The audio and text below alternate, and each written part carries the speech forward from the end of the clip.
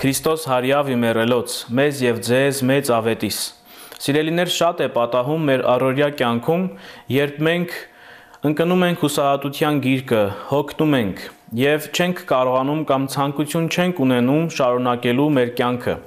Եվ սա այն պատճառով, որ երբեմն կորցնում ենք կյանքում մեր հավատը եւ հեռանում Աստծուց։ Եվ որոշակի հանգամանքներով պայմանավորված երբեմն այդ հիասթափություններն այնքան շատ են լինում, որ հանգեցնում են հուսալքության, նույնիսկ կորցնելու,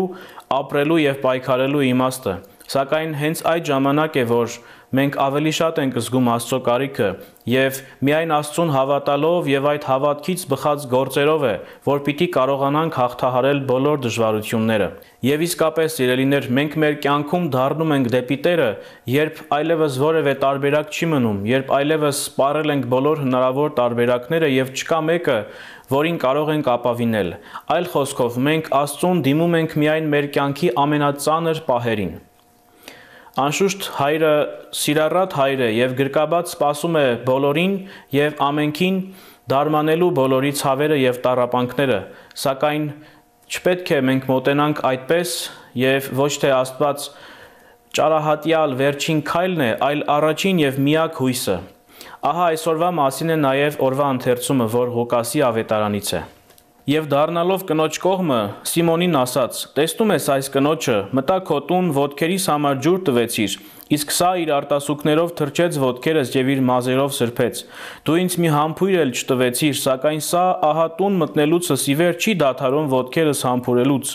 Դու յուղով գլուխս չոցեցիր, սա անուշ յուղով ոտքերս օծեց։ Դրա համար քեզ ասում եմ, իր անհամար մեղքերը կներվեն սրան, որովհետեւ ուժգին սիրեց։ Քանզի ում շատ է ներվում, շատ է սիրում, եւ ում սակավ, սակավ։ Եվ ասաց այդ կնոջը. քո մեղքերը ներված են քեզ»։ Սիրելիներ, ավետարանական այս պատումի կնոջ օրինակով երանի թե մենք էլ կարողանայինք Տիրոջը մոտենալ անվերապահ կատարյալ հավատքով եւ խոնարհությամբ։ Ոչ թե մեր նեղությունների եւ դժվարությունների ժամանակ, այլ կարողանայինք մշտապես վստահել իրեն։ Եվ այդ ժամանակ պիտի լսվեր Տիրոջ ձայնը ասելով. «Քաջալերվիր, քո հավատը քեզ փրկեց, գնա խաղաղությամբ»։ Հետևաբար, սիրելիներ, խոնարհ մաղթանքս է, որպեսզի մեր կամ ձեր բոլորիս կյանքի դժվարությունների եւ նեղությունների մեջ Աստված առավել զորացնի մեր հավատքը, որպեսզի կարողանանք մեր հավատքի դեպի Քրիստոս տանող ճանապարհին մշտապես հավատարիմ լինել եւ երբեք չխոտորվել, ապրել հավատով եւ սրբությամբ։ Չէ՞ որ հավատն է, որ աշխարհը լցնում է բարությամբ, սիրով եւ խաղաղությամբ։ Աստված պահապան ամենքիս։